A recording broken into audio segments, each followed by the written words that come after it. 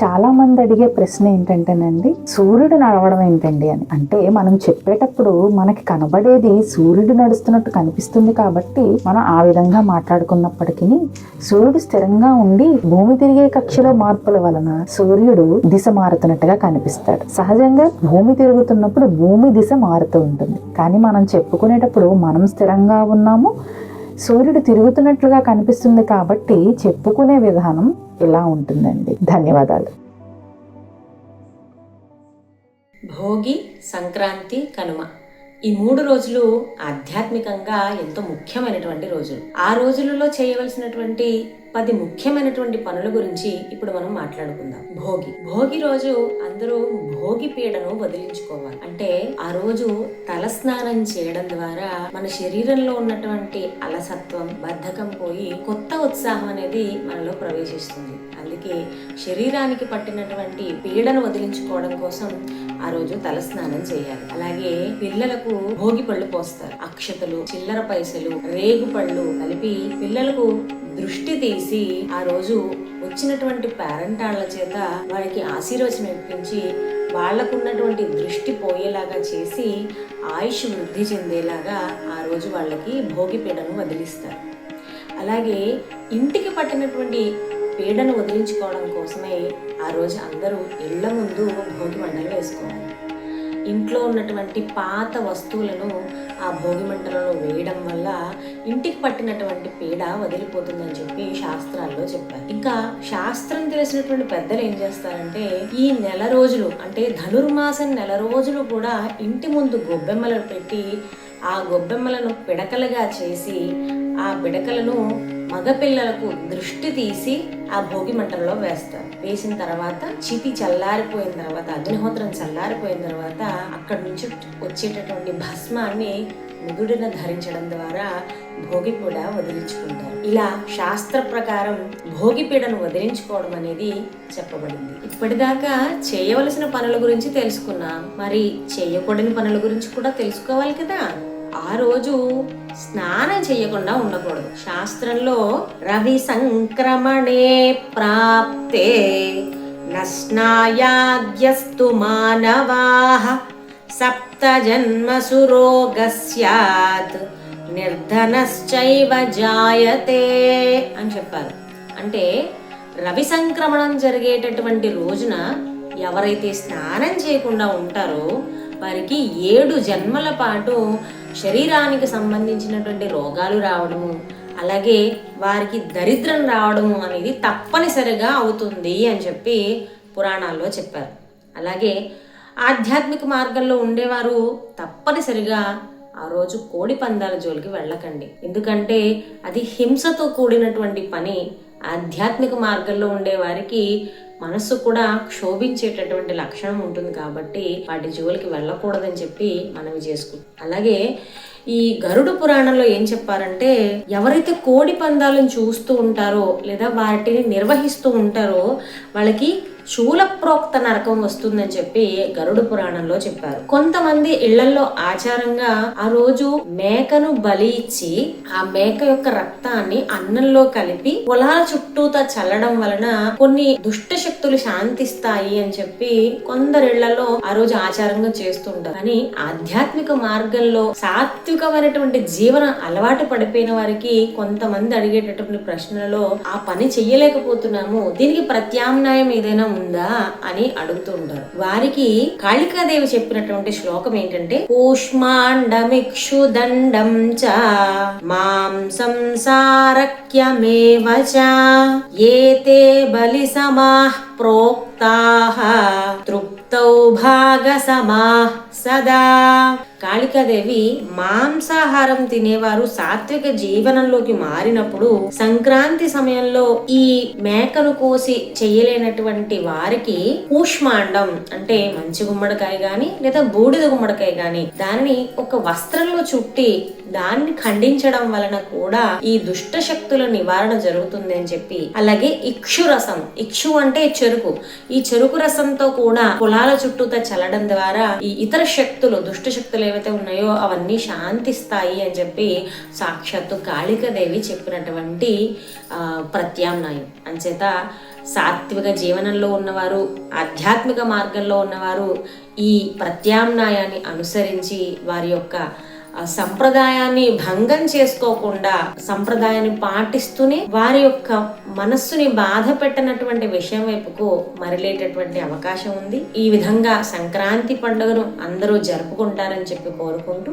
ధన్యవాదాలు. అలాగే తప్పకుండా ఇంటికి వచ్చినటువంటి యాచకులకు భిక్ష వేయడం, హరిదాసులు నోటి నిండా హరికీర్తన చేస్తూ వచ్చే వారికి గౌరవంతో వారికి సంపదను ఇవ్వడము, ఇంట్లో ఉన్నటువంటి తీపి పదార్థాలని చేసుకున్నటువంటి పిండి వంటలను వారికి ఇచ్చి వారిని గౌరవించండి. అలాగే రైతులను కూడా గౌరవించండి. మనం వారు ఉండబట్టే 2 ముద్దలు తినగలుగుతున్నాం. అందుకనే ఆ రోజు బేరాలు ఆడకుండా వారు ఎంత చెబితే అంత వారి దగ్గర వస్తువులను కొనుగోలు చేయడం ద్వారా రైతుని మనం గౌరవించినట్లు అవుతుంది.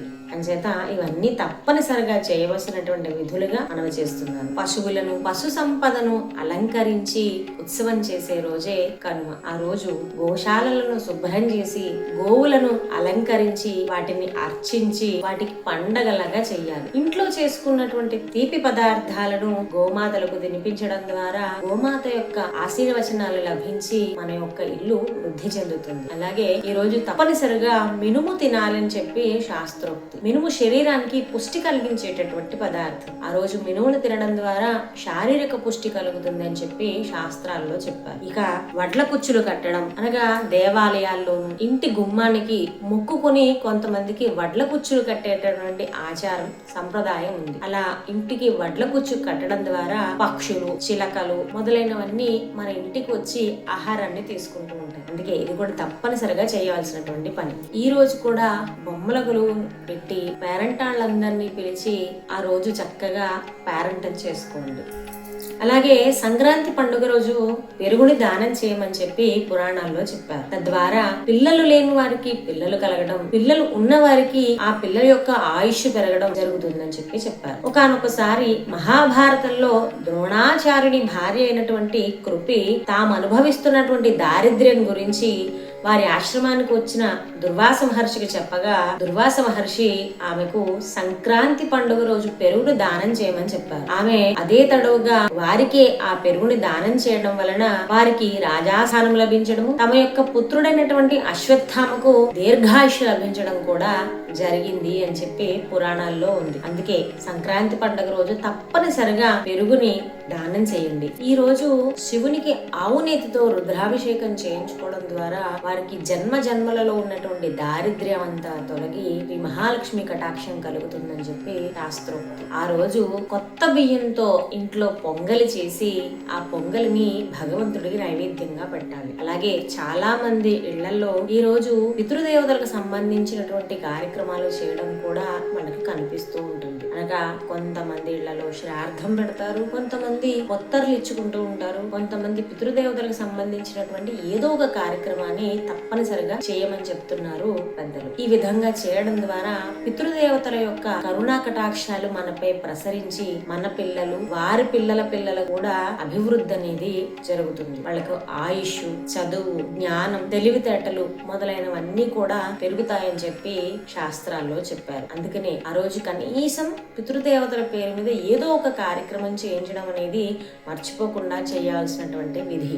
ఏమీ చేయలేని పక్షంలో కనీసం పితృదేవత స్తోత్రాన్నైనా పఠించడం ద్వారా వారి యొక్క కృపా కటాక్షాలు మనపై కలుగుతూ ఉంటాయి. ఈ రోజు పితృదేవతలను అనుసరించేటటువంటి రోజుగా చెప్పబడింది. ఇదే కాక దీపావళి, మహాళయ పక్షాలు మొదలైనటువంటి ప్రత్యేకమైనటువంటి విధులలో పితృదేవతలు మనకై నిరీక్షణ చేస్తూ ఉంటారు. మనం వారిని అనుసరిస్తున్నామా లేదా అనేది వారు వచ్చి మనల్ని పరీక్షిస్తూ ఉంటారు. అందుకనే ఎవ్వరూ ఈ పని మాత్రం చేయకుండా ఉండొద్దు. సంక్రాంతి రోజు చేయవలసినటువంటి ముఖ్య విధుల గురించి ఇప్పుడు తెలుసుకుందాం. ఆ రోజు మకర రాశికి అధిపతి శనీశ్వరుడు. అందుకనే ఆ రోజు ఒంటికి నువ్వుల నూనె అద్దుకుని నలుగు పిండి పెట్టడానికి సాధారణంగా మనం శనగపిండి గాని పెసరపిండి గాని వాడతాం. కానీ ఈ రోజు ప్రత్యేకంగా నువ్వుల పిండితో ఒంటికి నలుగు పెట్టుకుని స్నానం చేయాలని చెప్పేసి శాస్త్రాలలో చెప్పారు. దీని వలన మన శరీరంలో ఉండేటటువంటి అలసత్వము, బద్ధకం నిర్మూలించబడతాయి. అలాగే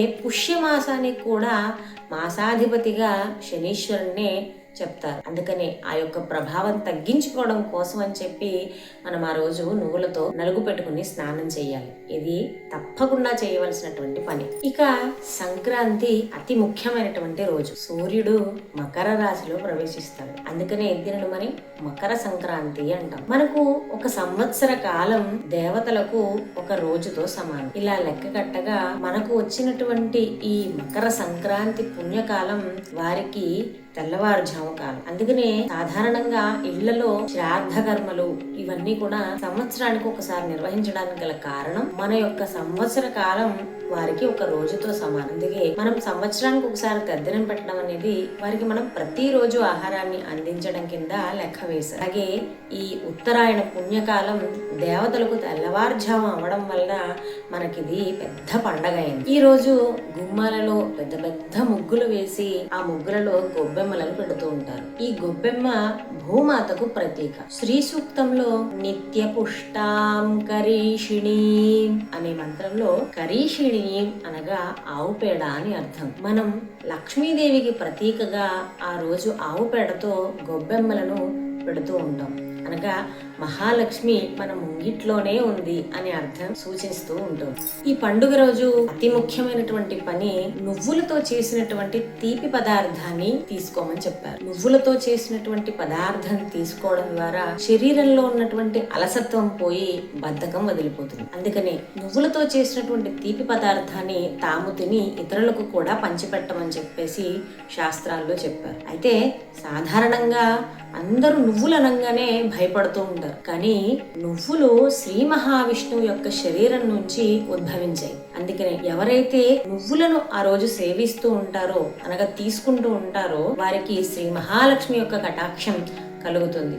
ఇతరులకు ఇవ్వడం ద్వారా మహాలక్ష్మి యొక్క కృపా కటాక్షాలతో వారి ఇంట సిరులు పొంగి పొరలుతూ ఉంటాయి అని చెప్పి కూడా శాస్త్రాల్లో చెప్పారు. అంచేతనే ఆ రోజు తప్పనిసరిగా నువ్వులతో చేసినటువంటి తీపి పదార్థం అయితే నువ్వు చిమిలి ఉండలు గాని లేదంటే అరిసెలలో కూడా నువ్వులతోనే చేస్తూ ఉంటారు కదా, ఆ పదార్థాన్ని అయినా సరే తప్పగా సేవించండి. ఈ భోగి పండుగ మొదలుకొని సంప్రదాయం తెలిసినటువంటి కొంతమంది పెద్దలు ఈ 3 రోజులు కూడా ఇళ్లలో బొమ్మల కొలువులు నిర్వహిస్తారు. వారి ఇంటికి సంక్రాంతి లక్ష్మి వచ్చింది అనేటటువంటి సంతోషంతో ఇంట్లో ఉన్నటువంటి బొమ్మలన్నిటినీ ఆ రోజు కొలువుగా పెట్టి పేరంటాళ్లకు వాయినాలు ఇవ్వడం జరుగుతూ ఉంటుంది. తద్వారా సంక్రాంతి లక్ష్మి యొక్క ఆశీర్వచనం లభించి పేరంటాళ్ళందరూ ఇంటికి సంతోషంగా వచ్చి ఇంటిని ఆశీర్వదిస్తారని చెప్పేసి పెద్దలు చెప్తూ ఉంటారు. అలాగే భోగి పండుగ దక్షిణ అయనానికి ఆఖరి రోజు. అలాగే